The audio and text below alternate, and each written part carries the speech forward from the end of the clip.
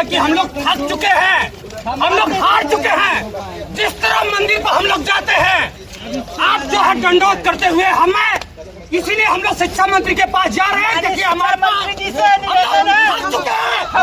चुके हैं, हमारे पास दंडोत जाने के लिए और कुछ नहीं है। हम आंदोलन करते हैं, नहीं कोई हमारा सुनने वाला नहीं है, कोई नहीं है। हम पिछड़े लखनऊ की सड़कों पर सोमवार सुबह 69,000 शिक्षक भर्ती अभ्यर्थियों का दर्द फूट पड़ा। शिक्षा मंत्री संदीप सिंह के आवास तक अभ्यर्थी कीड़ों की तरह सड़कों पर रेंगते हुए पहुंचे, हाथों में तख्तियां, आंखों में आंसू और दिल में इंसाफ की आखिरी उम्मीद। प्रदर्शन कर रहे अभ्यर्थियों का कहना है कि सरकार की नज़र में अब उनकी कोई कीमत नहीं बची, इसलिए मजबूरी में उन्हें सड़क पर लेटकर अपनी आवाज़ उठानी पड़ रही है। भीषण गर्मी में कई अभ्यर्थियों की तबीयत बिगड़ गई, कोई बेहोश हुआ तो किसी को पुलिस ने पानी पिलाकर संभाला, लेकिन नारों का शोर लगातार गूंजता रहा।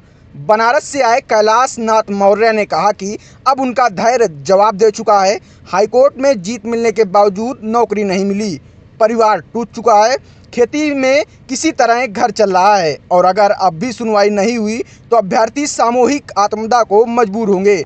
जौनपुर से आए नवलेश भावुक हो गए। उन्होंने सरकार से हाथ जोड़कर अपील की, सुप्रीम कोर्ट में कम से कम सरकारी वकील भेजा जाए। उनका कहना है कि वर्षों से लखनऊ से लेकर दिल्ली तक न्याय की तलाश में भटक रहे हैं। देवरिया से आए धनंजय गुप्ता ने सरकार पर गंभीर आरोप लगाते हुए कहा कि पिछड़े और दलित अभ्यर्थियों की हालत कीड़े मकोड़े जैसे बना दी गई है। 30 से ज़्यादा सुनवाई हो चुकी है, लेकिन सरकारी पक्ष की गैर मौजूदगी बेहद शर्मनाक है। तपती धूप, सड़क पर लेटे अभ्यर्थी, आंखों में आंसू और इंसाफ की गुहार।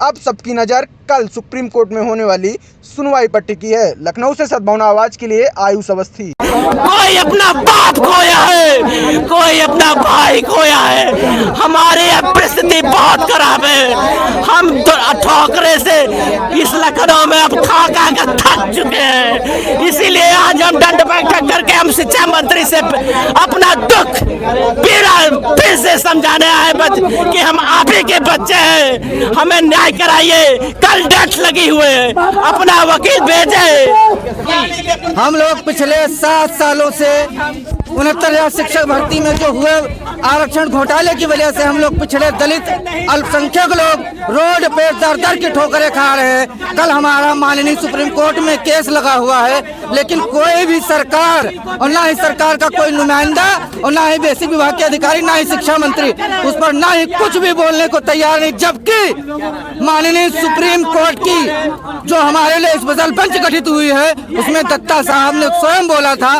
कि यदि अधिकारी और सरकार यदि इनके पक्ष में कुछ नहीं बोलते हैं तो हम इनके पक्ष में आया हुआ डीबी के ऑर्डर को प्रोसीड करेंगे, फिर सारी जिम्मेदारी अधिकारियों की और सरकार की होगी। लेकिन ये लोग बिल्कुल नहीं डरते हैं। 15 दिन के लिए इनको समय दिया गया था माननीय सुप्रीम कोर्ट के द्वारा, लेकिन ये आज तक के कोई भी निष्कर्ष लेके नहीं गए हैं। इसलिए हम लोग रोड पर अपने अधिकारों के लिए मांग रहे हैं।